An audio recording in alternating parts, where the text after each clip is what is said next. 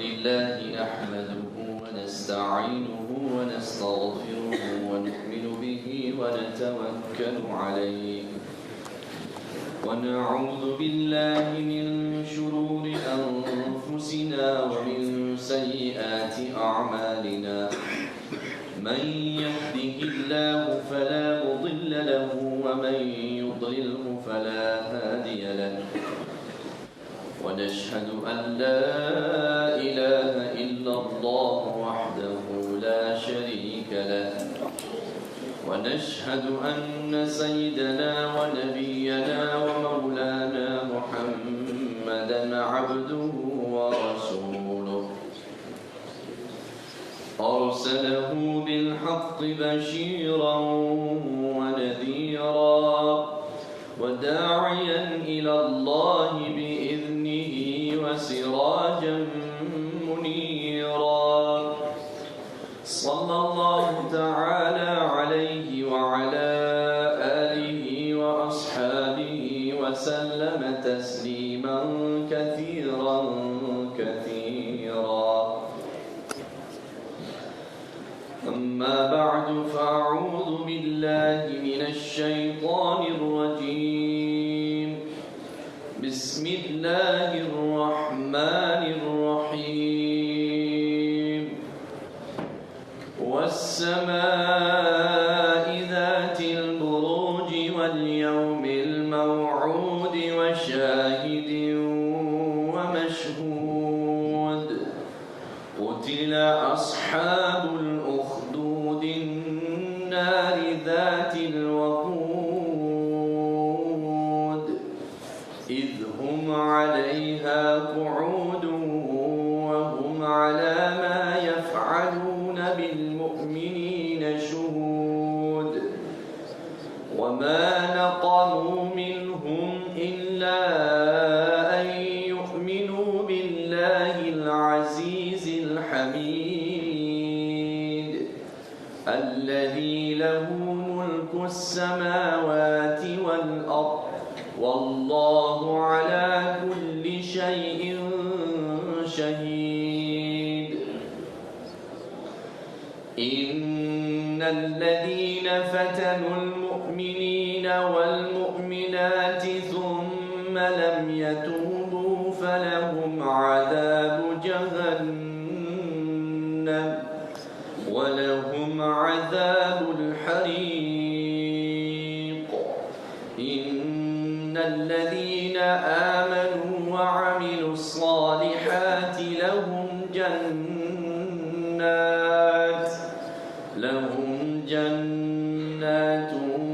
تجري من تحتها الأنهار ذلك الفوز الكبير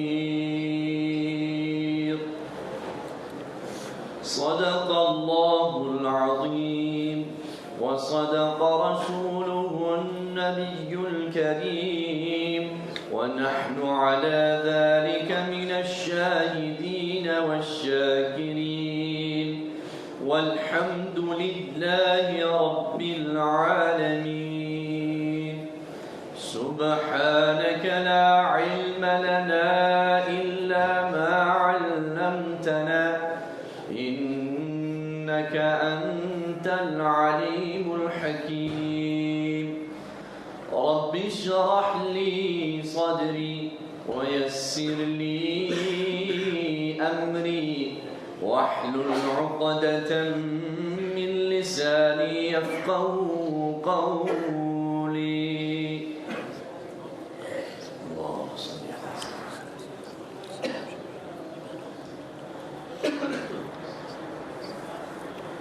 उर्दू में बात करनी है अंग्रेजी में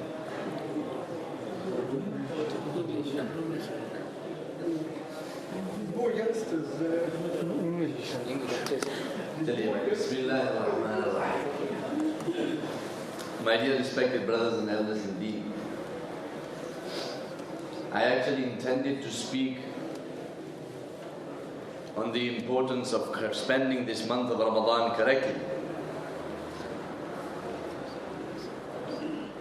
When Maulana made the announcement and he mentioned the ahwal and the condition of the people of Syria, I think it is necessary that we try and understand the situation of the Ummah through the eyes of the Quran and through the eyes of the Sunnah of Rasulullah sallallahu alayhi wa sallam. This is very important. उम्मत के अहवाल को समझना बहुत ज़रूरी है, और उम्मत की हालत को समझना है कुरान और सुन्ना, कुरान और हदीस की आइनक से, not through our sentiments, not through our feelings. The situation around the globe must be understood from the Quran and Sunnah. Allah subhanahu wa ta'ala has blessed us with this blessed month of Ramadan. We're coming to the Masjid, we read our salah. Now we are sat in the remembrance of Allah subhanahu wa ta'ala. Not a problem in mind, no issue, no fikr, no transgression, no oppression, no depression. Yet, a few countries away, one of our students, with the fadl of Allah subhanahu wa ta'ala, he spent 1 year in Jama'at after he completed his alim course. And he returned and he was explaining to me, he gave a karguzari, a brief summary as to how he spent his time on what he had witnessed. He went to a country in Europe called Finland.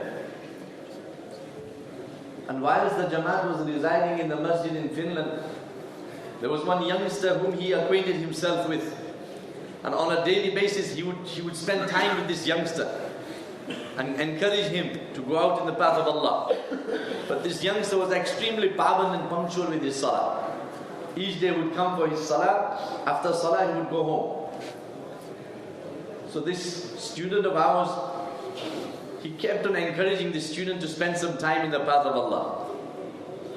One of the local brothers, he saw that Maulana is speaking to this youngster continuously, and Maulana is being adamant that he should spend time in the path of Allah.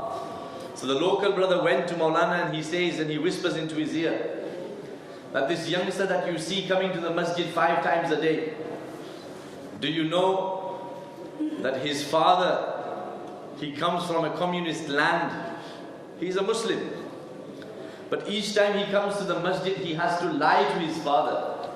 If his father was to become aware that his son is in the masjid, his father will punish his son. His father will torment his son. And physically this son and this boy will be damaged. So do not ask him to go out in the path of Allah. Ask him to make dua, and you also make dua for him. My brothers, how many of us come into the masjid, sat in the house of Allah, performed our salah, we go home. We have a family waiting for us with love and affection. Our families know where we are, we know where our families are. Aman, safety is also a ni'mat from Allah subhanahu wa ta'ala. In Surah Quraysh, لِإِلَافِ قُرَيْشٍ إِلَافِهِمْ رَحْلَةَ الشِّتَاءِ وَالصَّيْفِ فَلْيَعْبُدُوا رَبَّ هَذَا الْبَيْتِ الَّذِي أَطْعَمَهُم مِّن جُوعٍ وَآمَنَهُم مِّن خَوْفٍ. This is one ihsan of Allah subhanahu wa ta'ala unto the Quraysh. And he reminded the Quraysh that, O Quraysh, in the winter and in the summer, you travel the Arabian Peninsula and you conduct business. And your business is done in safety. Where did you get this safety from? Worship that Allah subhanahu wa ta'ala who has granted you this safety. Aman is a ni'mat from Allah subhanahu wa ta'ala. Peace is a ni'mat from Allah subhanahu wa ta'ala. Safety is a ni'mat of Allah subhanahu wa ta'ala. Khawf and fear is an adab of Allah subhanahu wa ta'ala. Allah subhanahu wa ta'ala mentions that in the Quran as well. That the Banu Israel, when they reached the pinnacle of their mischief, जब इन्होंने शरारत की हद कर दी, तो अल्लाह ताला ने इन पर खौफ तारी कर दिया. Allah Ta'ala put them in fear, and continuously they remain in fear. आज भी इनकी हालत देख लें. Even today, they remain in extreme fear because the ni'mat of peace and safety has been removed by Allah subhanahu wa ta'ala. Imagine remaining in continuous fear. Like how Maulana mentioned, the people in Syria and around the globe, there are many people who have been afflicted in different ways. When they wake up in the morning, they have no guarantee they will see the sun set. And when they see the sun set, they have no guarantee they will see the sun rise. Safety has been removed from them. Aman has been taken away. For the believer it is a test. For the kuffar it is a punishment. मुसलमानों के लिए ये सबब रहमत हो सकता है. Hazrat Maulana Suhail Manya rahmatullahi alayhi explains that whenever there is a calamity in the world, this calamity is either a means of mercy or it is an adab, punishment.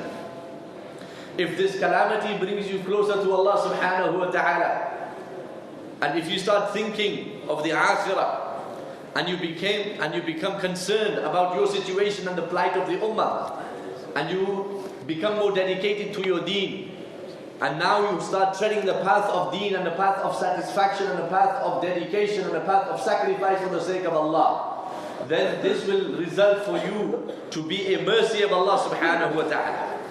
Those people that are afflicted with a calamity, they put their hands on their heads and they cry and they scream, but yet there is no change in their life.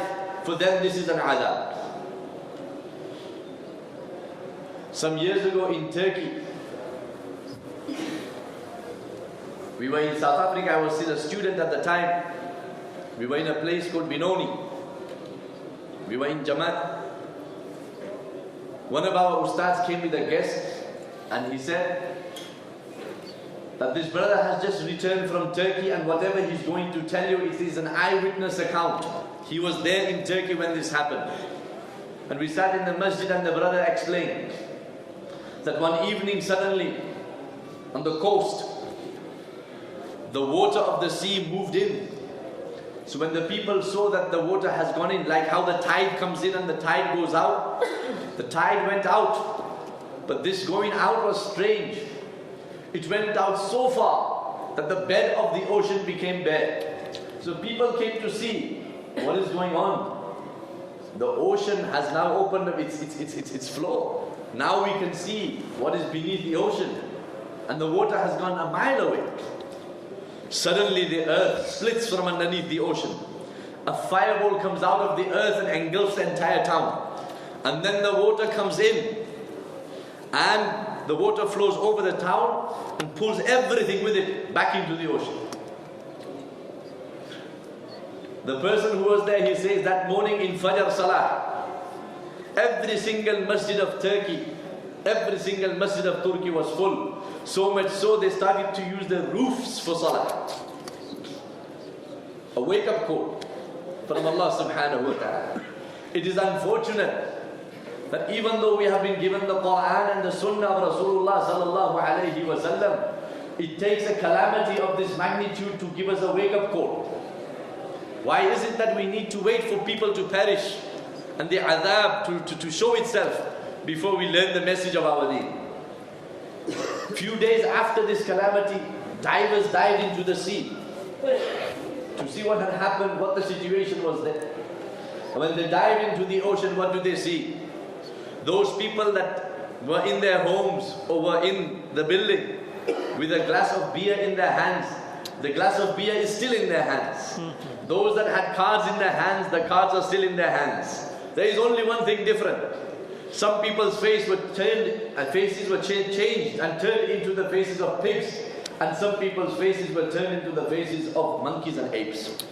And this is in the hadith of Nabi Kareem sallallahu alayhi wa sallam.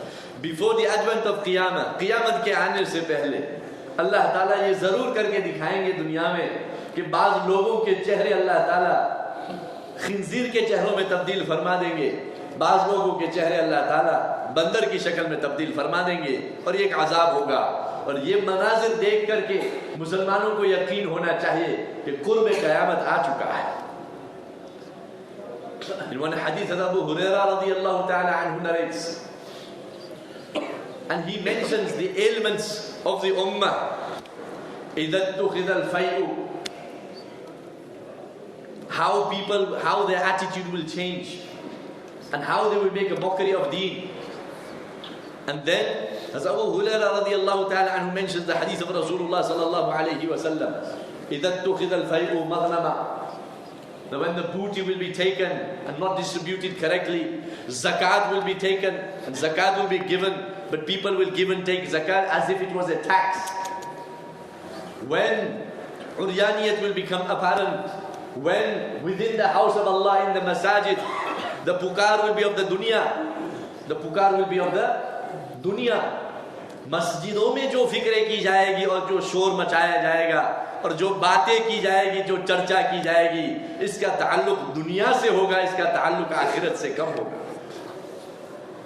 हज़रत अबू हुरैरा रज़ियल्लाहु ताला अन्हु से जब ये मामला तुम देख लो, तब वो घड़ी आ गई कि नबी करीम सल्लल्लाहु अलैहि वसल्लम ने फरमाया कि जैसे तस्बीह का एक धागा है और धागे के ऊपर तस्बीह के दाने पिड़ोए हुए हैं, अगर ये धागा टूट जाए तो यके बाद दीगर तस्बीह के दाने गिरना शुरू हो जाते हैं।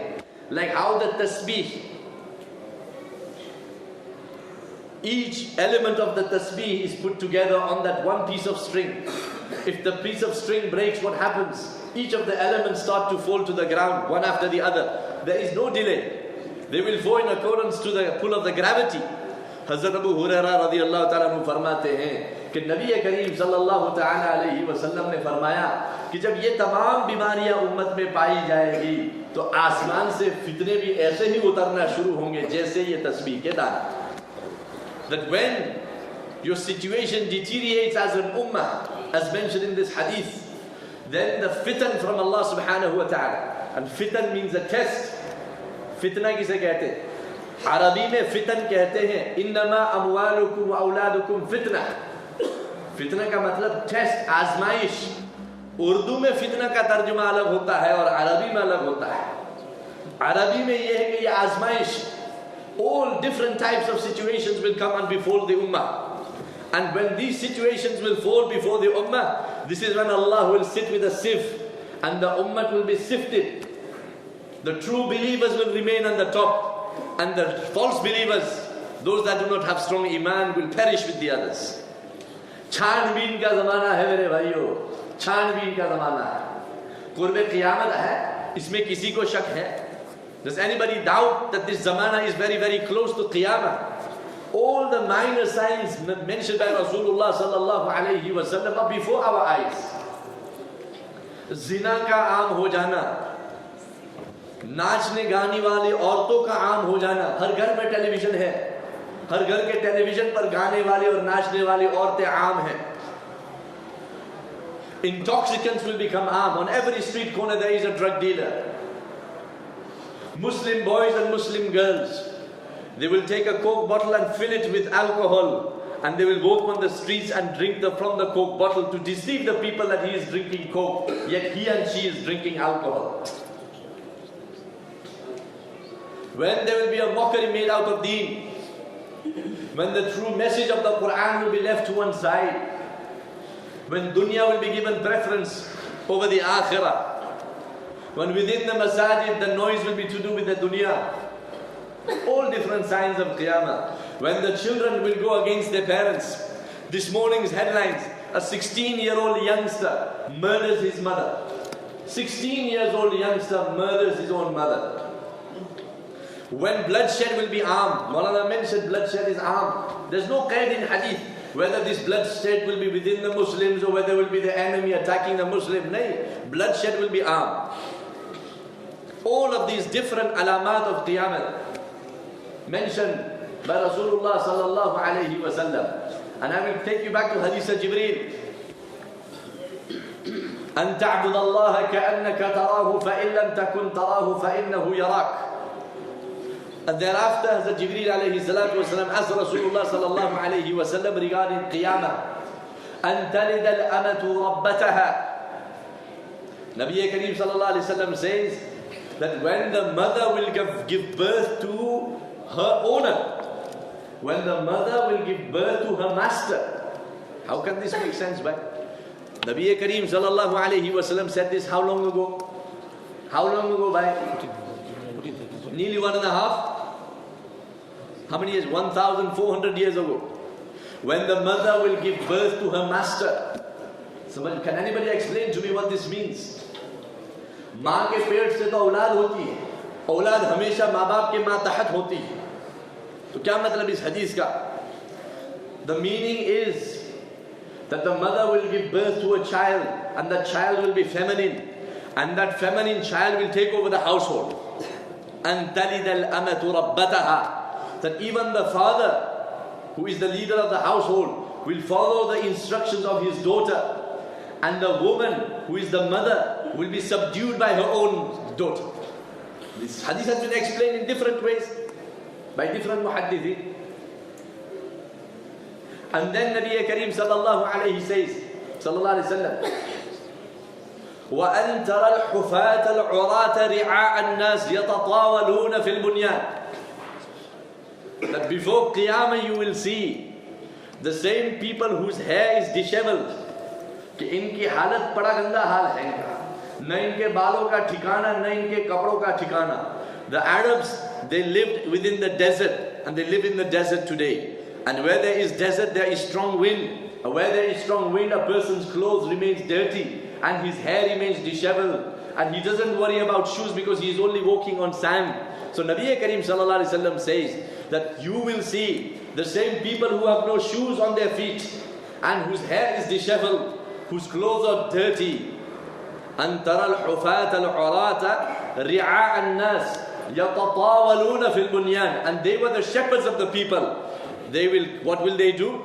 They will compete with one another, and they will compete about the heights of their buildings. So Dubai made the tallest tower, then Jeddah made the tallest tower, then Kuwait made the tallest tower. The Arabian Peninsula, now they are vying with one another. They are competing with one another to build the tallest building in the world. Is this not what we see with our eyes? क्या ये आज की हकीकत नहीं है? तो नबी करीम सल्लल्लाहु अलैहि वसल्लम के ये बिल्कुल बैयिन अल्फाज. How more open would you require it to be? Nabi Kareem sallallahu alayhi wa sallam mentioned that the same people, they will now start competing with one another in building the tallest building. That exactly the same scenario is before our eyes. So my brothers, Allah subhanahu wa ta'ala has granted us aman, peace and tranquility and safety. Whatever amal we want to do, whatever deed that we want to carry out, Allah has made it easy for us in this country. There is no difficulty. There is no rope-tope, there is no stoppage, there is no hurdle. The only thing which is required is the passion and the strength of iman from an individual, and that individual can do whatever amal he wishes. This is also a haqiqah. Is this not the reality, right? If you want to come into the masjid, spend the whole day in the masjid, will anybody stop us? Nobody will stop you. If you want to remain in salah the entire night, will anybody stop you? Nobody will stop you. Just now, 2-3 days ago, I received an email. Kazakhstan, 3 Muslim brothers arrested because they got together in a house and they were discussing the deen of Allah subhanahu wa ta'ala. How far is that? Around the corner. But there is no aman. There is one ni'mat, one favor of Allah subhanahu wa ta'ala which they have been deprived from. Why? It is only in the hikmah of Allah subhanahu wa ta'ala. I cannot sit here and explain to you why this has happened. Nobody can. This is only the hikmah of Allah subhanahu wa ta'ala. But yet for those people what is expected, for those people that are going through this trial and tribulation and this difficulty and this calamity, for them they must only turn to Allah subhanahu wa ta'ala. For those that witness and that hear, like myself and you, it should make us make shukr to Allah subhanahu wa ta'ala. It should now make us realize what Allah subhanahu wa ta'ala has blessed us with. Gratitude from our hearts, not gratitude from our tongues. Gratitude from our hearts means that when we come to the masjid, we will make wudu at home. And when we come to the masjid, we will perform our salah in accordance to sunnah. And when we will complete our salah, we will not rush to leave the masjid. We will make our sunan and nawafil with itmanan. And we will ask Allah subhanahu wa ta'ala to lengthen this cloud of peace and tranquility upon us. Because remember, my brothers, one thing. We living in the United Kingdom, we sometimes fall prey to ourselves. And we think we are in safety, nothing can go wrong for us.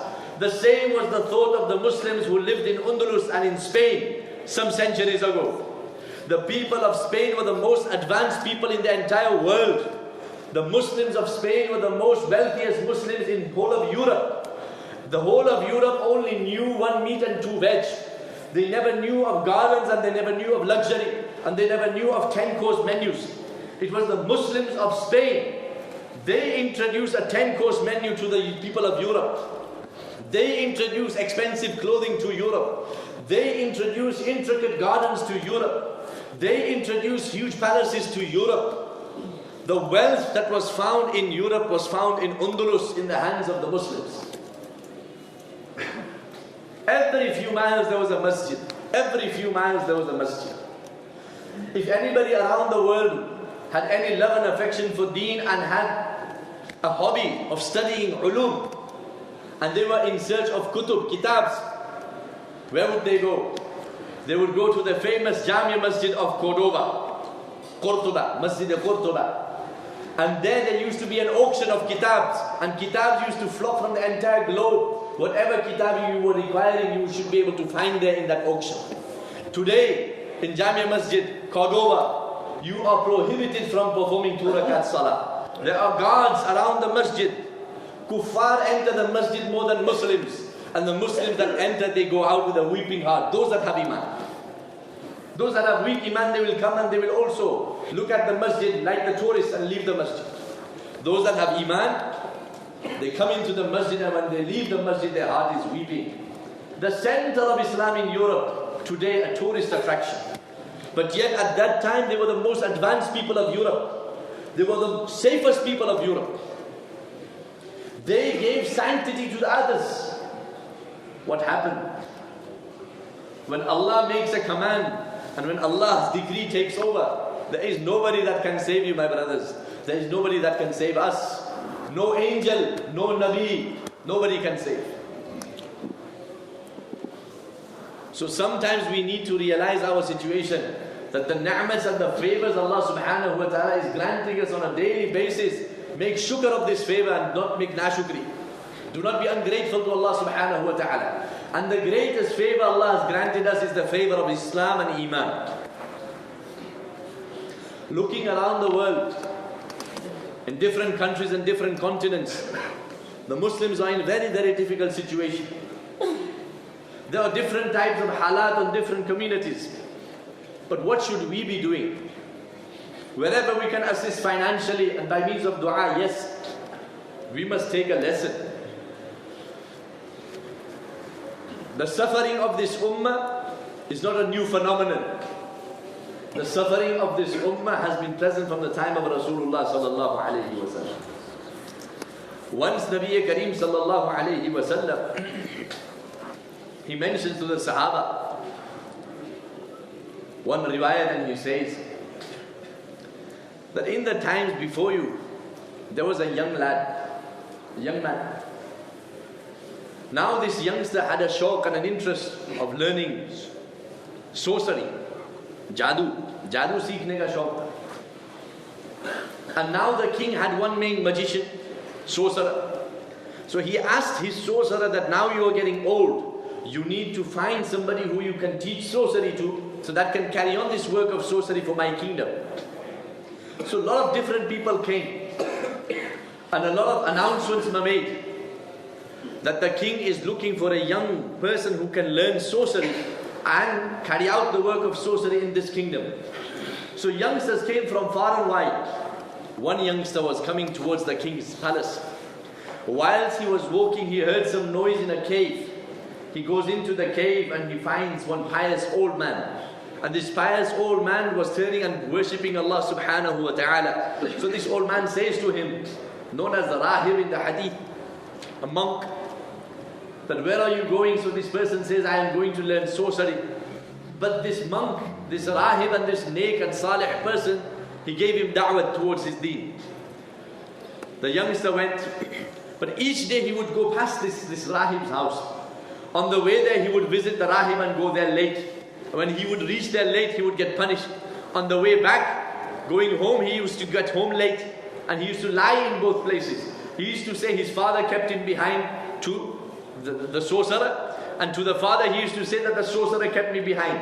Yet he was learning ulum from this one Rahib and this pious person in the cave. So much so that the Rahib passed away. And now this youngster was given knowledge. One day, he saw that on his path the people had gathered and the people were in difficulty. So he asked the people, what is the problem? So the people said, कि एक बड़ा जानवर है जिस जानवर ने रास्ते को रोक दिया है और कोई यहाँ से गुजर नहीं सकता. Nobody can go past here.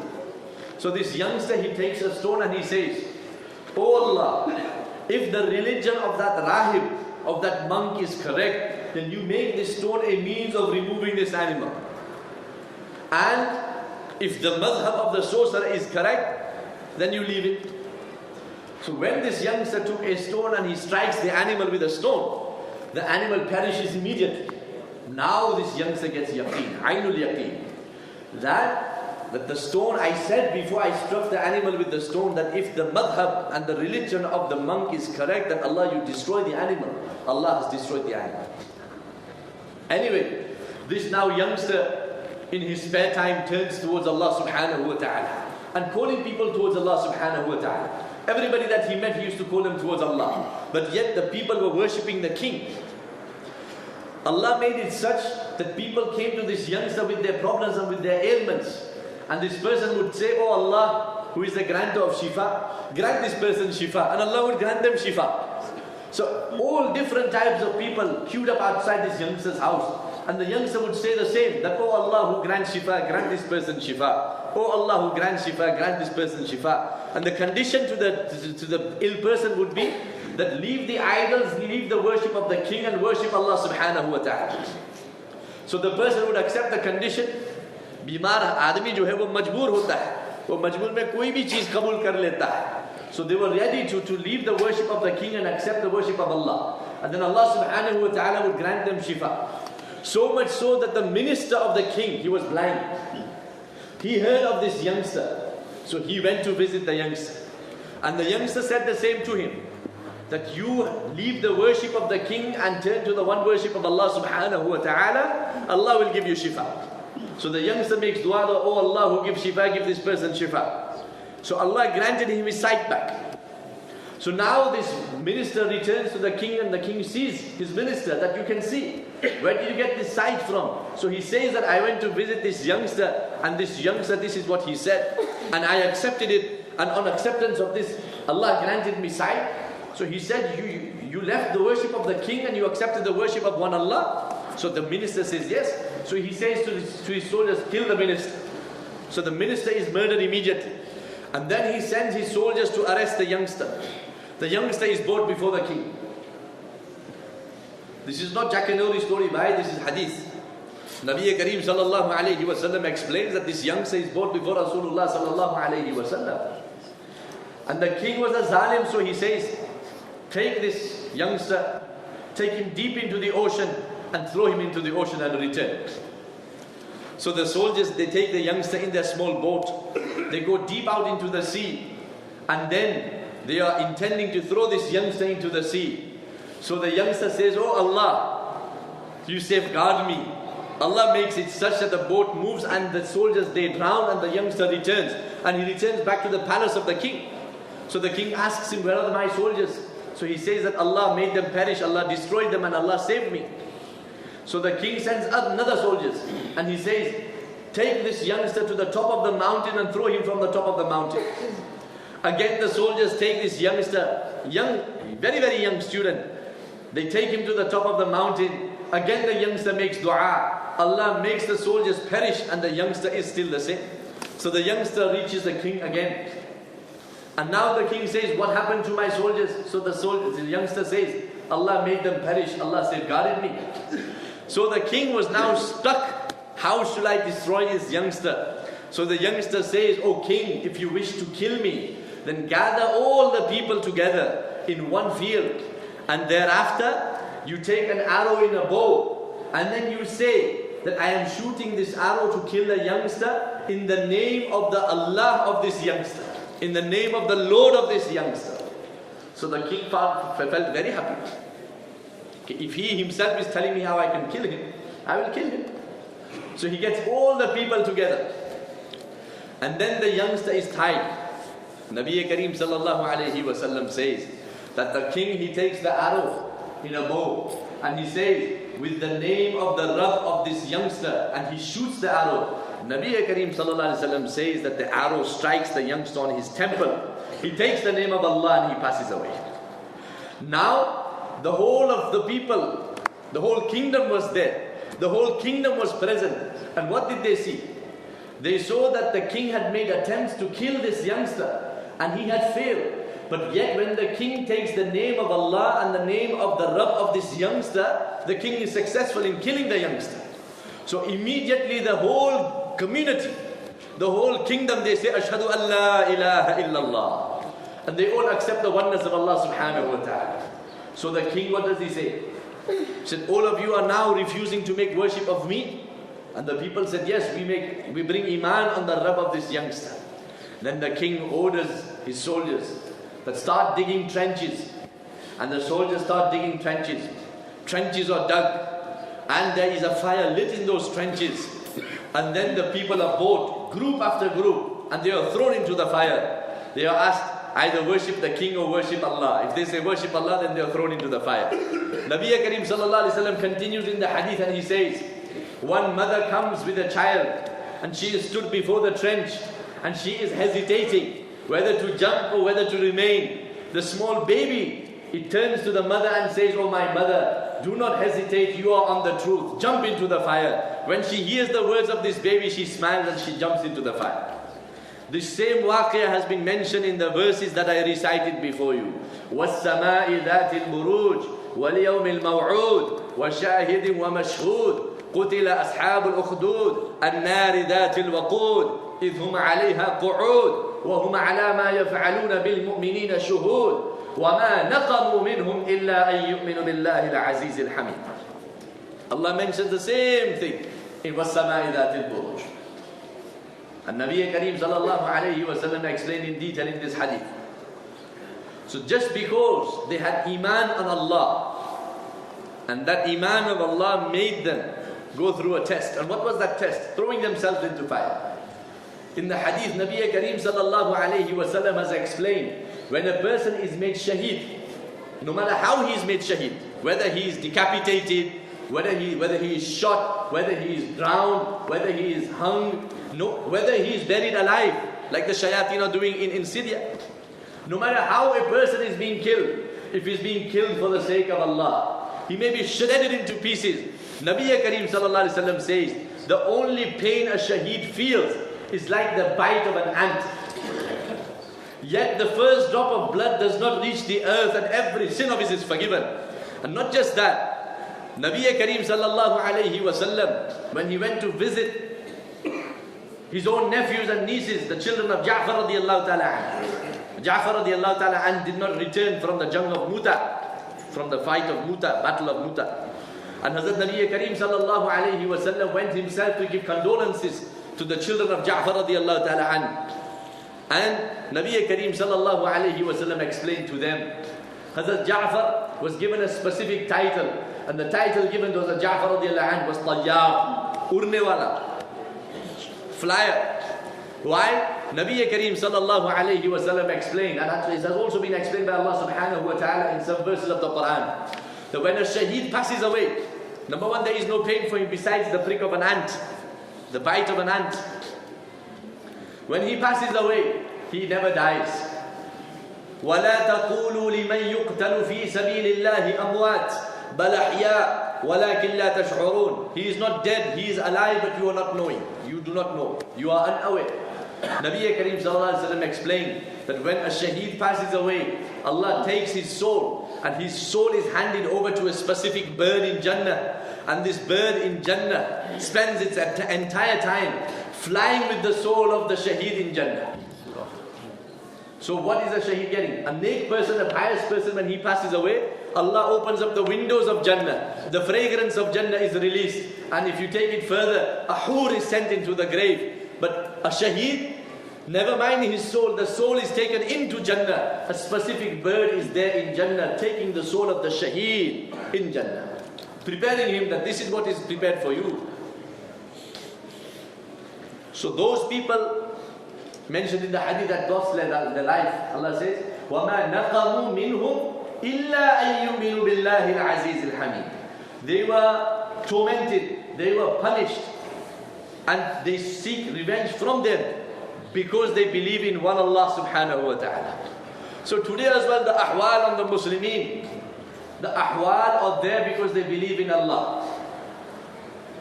And for those that believe in Allah, mujahada and sacrifice is a must. Without mujahada and sacrifice, there is no bliss. There is no success. Today in the United Kingdom, if we are living without mujahada, without sacrifice, then we should question ourselves. Is this what is desired from us? Or is this istidraj? Istidraj is terminology used in hadith and Quran. It means deal from Allah subhanahu wa ta'ala. Allah gives you slack.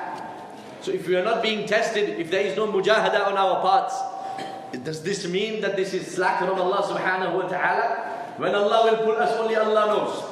So each person should have mujahada in his life. Each person should be making sacrifice and qurbani. These elderly people with ailments and difficulties and disabilities, they come to the masjid 5 times a day. They climb the stairs of the masjid 5 times a day. And they are present in the masjid. They will sit on chairs, but they are present in the masjid. Allah has given me health. Allah has given me wealth. Allah has given me a complete body, which Allah subhanahu wa ta'ala mentions in the Quran. يا أيها الإنسان ما غرك بربك الكريم الذي خلقك فسواك فعدلك في أي صورة ما شاء ركبك. That Allah has given you a complete body. Your arms are perfect and everything is in balance. The weight of your arms and the weight in comparison to the weight of your legs, the size of your palms in comparison to the size of your feet, the size of your eyes in comparison to the size of your face. Everything has been meticulously been put in place by Allah subhanahu wa ta'ala. You did not just come into place like how these people believe in evolution, that the human evolved from ape. If the human evolved from ape we became humans. Why did the ape stop evolving? Why is it that in the zoos and in the jungles we still have monkeys, but yet not one monkey till today has turned into a human being? Why did evolution stop, my friends? Or the Big Bang theory. If there was a Big Bang and the whole world came into being, if you have a small bang in a laboratory, a bang causes destruction, a bang causes increase of temperature, a bang causes soot, blackness. But how did this beautiful sky come into place with a bang? How did this beautiful greenery come into place? And if the bang was of this magnitude, as they say, why is there greenery on the earth? It should have all dried up. There should be nothing but ash on the earth. So my brothers, nothing is circumstantial. Allah has created me as I am. And Allah subhanahu wa ta'ala commanded the malaika and the angels to create me as I am. Nothing is circumstantial. The ahwal and circumstances that we live in, they are not circumstantial. Even those ahwal are tests for us. Just how the flying bullets are a test for the people in Syria now. And the poverty of the people in Africa are a test for them now. That in their poverty, do they forget Allah or do they remember Allah? Whilst the bullets are flying, do they forget Allah or do they remember Allah? Even us in our communities, in our safety, in our luxury, each moment is a test. Whilst we are in our luxury, do we remember Allah or do we forget Allah? If we forget Allah in our luxury, if we forget Allah in our peace, if we forget Allah in our tranquility, then Allah will remind us of Himself. And Allah will remind us of Himself by making poverty come over our heads, by making bullets fly past our heads, by making us ill and giving us sickness. Because Allah's azab and the punishment of Allah subhanahu wa ta'ala is different, my brothers. There is no set punishment from Allah. And Allah subhanahu wa ta'ala has said in Surah Al-Mulk, Surah Al-Mulk, that do not start feeling that you are safe from Allah. The same Allah who allowed the heavens to rain stone and ash and flame onto the earth, the same Allah is qadir and able to do so today. The same Allah who commanded the earth to swallow the people, the same Allah is available today. The same Allah is present today. The same earth is present today. One command of Allah subhanahu wa ta'ala, and the earth will open up and swallow us. And this earth will swallow us and we will be swallowed till the day of judgment. But the people and the media will describe this as a landslide. They will not describe the earth opening up and swallowing its people. It will be depicted and explained as a landslide. How many villages, how many cities do we hear in the world? They are completely covered by a landslide. Do the landslides happen just on their own? Is it just a natural phenomenon? Or does it happen with the command of Allah subhanahu wa ta'ala? When one crop and one seedling cannot grow without the command of Allah, an entire city is buried under rubble without the command of Allah subhanahu wa ta'ala. Ye koi samajh mein aane jaisi baat? So my brothers, look at this beautiful month of Ramadan. we are coming into the masjid, we are sat with love and affection, with unity, with understanding, with some fervor of the deen of Allah subhanahu wa ta'ala, some love of this beloved deen. We need to intensify this love of deen. We need to increase our qurbani. We need to increase our mujahada. We need to instill the concept of mujahada into our children. Unfortunately, our parents of this day and age, they think they can provide everything for their children, and they want to provide everything for their children. But one of the things they forget to instill in our children is this, that there will always remain mujahada where there is deen. If you try and remove mujahada, there will remain no deen. If you want deen to remain, there will always be mujahada. There will always be qurbani. There will always be children that will be made yatim because of the deen. There will always remain women that will be made widows because of deen. Without widows, without yatim children, this deen cannot remain. Because in its inception, in its beginning, the Sahaba made their wives widows. The Sahaba made their children yatim. This is when the deen reached myself and you. Do you think we will sit in our homes, on our leather sofas, flicking through the channels, and we will remain on iman and our progenies will remain on iman? This is a dream, my brothers. Mujahada and sacrifice must be understood by ourselves first. And then this message of mujahada, this message of qurbani for the sake of deen must be instilled in our children. Yet they might think that deen is something where they will find nothing but luxury. The removing of luxury is deen. Nabi Kareem sallallahu alayhi wa sallam, he was the king of kings. Nabi Kareem sallallahu alayhi wa sallam was offered the wealth of wealth. But Nabi Kareem sallallahu alayhi wa sallam refused that. Why? Because of the fikr of deen, because of the love of deen, because of the love of the akhirah, overpowered everything. So the dunya was nothing. And this was the lesson of Rasulullah sallallahu alayhi wa sallam to the ummah. And Nabi Kareem sallallahu alayhi wa sallam, if you look at Kitab al-Riqaq, in Bukhari Sharif, Muslim Sharif, those ahadith that soften the heart, Kitab al-Riqaq, in that Abu Hurairah radiallahu ta'ala anhu's riwayat can be found, in which Nabi Kareem sallallahu alayhi wa sallam says that I have no fear for my ummah. The only thing I fear for my ummah is when the world will open up its luxuries, when the world will open up its beauty, when the world will open up its value before my ummah. And my ummah will fall for this trap. And they will be destroyed just how the people before them were destroyed because of the luxury of the world. जब कभी भी उम्मत अय्याशी में पड़ गई तो उम्मत गिर गई. Andalus in Spain, the Muslims, this is exactly what they did. Their wealth bought them luxury, and they got engrossed by their luxury. They forgot the responsibilities of their deen. They forgot da'wah. They forgot ilm. They forgot amal. They forgot coming close proximity to Allah subhanahu wa ta'ala. And when that happened, each masjid that was there after 1 mile, when the Crusaders attacked Spain, they made it a point that every masjid must now be changed into a church.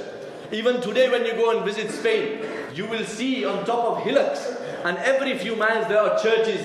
One day, some time ago, these churches were masajid. When our elders, may Allah reward them, they made qurbani for the deen. The same churches in this country were changed into masajid. Now they must remain masajid. We must keep them as masajid. This is now mine and your responsibility. If you fall into the luxury of the world, and everything is to do with the world, and we forget the akhirah. Sometimes even in the work of deen, our gharz becomes the dunya and we forget the akhirah. Even in the work of deen, our gharz becomes the dunya and our gharz is not the akhirah. And everything that we hear, even in the masajid, the conversations that we have with friends, people when they get together and when they talk, everything is talked about the dunya. We want something back in the dunya, even in the deen. When we do amal in deen, we are looking for something in the dunya. When we are looking after a yatim, do not look for something in the dunya. Nabi Kareem sallallahu alaihi wasallam says that whoever makes kafalat of a yatim, he will be with me like this in Jannah. So now we are looking after a yatim, but yet we are looking for something in return in the dunya. Will we get so close to Rasulullah sallallahu alayhi wa sallam? Even our works of deen must be done in accordance to the sunnah of Rasulullah sallallahu alayhi wa sallam. Then you will realize that the maqsad there is the akhirah. If any effort of deen is being made and the sunnah of Rasulullah sallallahu alayhi wa sallam has been left behind, then the gharz is not the akhirah, the gharz is the dunya, which means there is no ajr in the akhirah. Musallam qaida. So my brothers, we need to start talking about the akhirah. We need to have the akhirah as our goal, not the dunya. Even in fasting, when we fast, we start thinking that if my stomach stays empty, I will start feeling healthy, it will clean out my system. Forget your system, that will happen, that must happen. But to look about the akhirah, that my nafs will become weak, I will become more inclined towards Allah subhanahu wa ta'ala. It is a great opportunity for me to come into the masjid, a great opportunity for me to bring the fikr of deen into my life, for me to change my life, for me to lead a life of righteousness, because Ramadan means righteousness. يا أيها الذين آمنوا كتب عليكم الصيام كما كتب على الذين من قبلكم لعلكم تتقون. Bringing the dunya on our tongues, leave it to one side. Bring the akhirah on our tongues. When we sit with our friends, akhirah. When we sit on the dastarkhan, akhirah. When we are giving nasihat to our children, akhirah. Life after death, life after death. When your goal becomes the akhirah, how you die, you will not care about. Because there is only one thing between you and your Allah. What is that between you and your Allah? Death. How that death comes, you don't care. Because why you want to be with Allah subhanahu wa ta'ala? Because Allah is your goal. Allah is your target. Allah is your destination. Lekin aaj, because we live in that mahol, dunya, dunya, dunya, dunya. Everything is to do with dunya. All the investments we make, we want to return in the dunya. Even our dini activities are done to reap in the dunya. Nay. It's a great misconception. And this is also one of the signs of the qiyamah. Why did Nabi Kareem sallallahu alayhi wa sallam say, my sahabi, if he was to give one date stone in the path of Allah, he will get more ajr from Allah subhanahu wa ta'ala than the latter people, even if they gave Mount Uhud in gold. Why? Because the sahabi, his eyes were set on the akhirah. Our eyes are set in the dunya. Ikhlas mein kami hai. Lillahi. My dear respected brothers and elders in deen, I will conclude that many different people around the world are in different halat. Let us make their halat a means of mercy for us by learning from their halat. Make shukr to Allah subhanahu wa ta'ala for what He has given us and take full advantage of what Allah has given us. The aman, the safety, the luxuries and the ni'mats Allah has given us in this country, use them for our akhirah, use them for our deen. Dedicate ourselves to our deen. Allah has given us time, Allah has given us wealth. Use our time and wealth for the sake of deen. Come into the masjid, sit in the gatherings of the masjid. Ya ayyuhalladhina amanu taqullaha wa kunu ma'as sadiqeen. That if you want to remain on iman and a'mal, stay with the sadiqeen, the truthful people. Who are the truthful people? Their hearts say the same as their tongues, and the tongues say the same as their hearts. There is iman in their hearts, and there is iman on their tongues. Stay with those people who talk about iman, who live iman, and your iman will stay intact. But yet if you look outside in our workplaces, on the street, the mahol of filth, dirt, our iman is getting polluted, the iman of our children is getting polluted, but yet we do not lose one iota of sleep. May Allah subhanahu wa ta'ala give us a true figure of deen. May Allah subhanahu wa ta'ala give us the capability and ability to take the correct message of this month of Ramadan. And may Allah subhanahu wa ta'ala give us istiqamah on a'mal even after the passing of Ramadan. And may Allah subhanahu wa ta'ala show mercy on the entire ummah. May Allah subhanahu wa ta'ala show mercy on the people of Syria. May Allah subhanahu wa ta'ala show mercy on the people of the ummah wherever they are and in whatever hardship they're in. And may Allah subhanahu wa ta'ala grant us length and afiyah in the halat that He has given us. Wa akhiru da'wana alhamdulillahi rabbil alameen. Subhanallah wa bihamdihi. Subhanakallahumma bihamdik. Nashhadu an la ilaha illa anta nastaghfiruka wa natubu.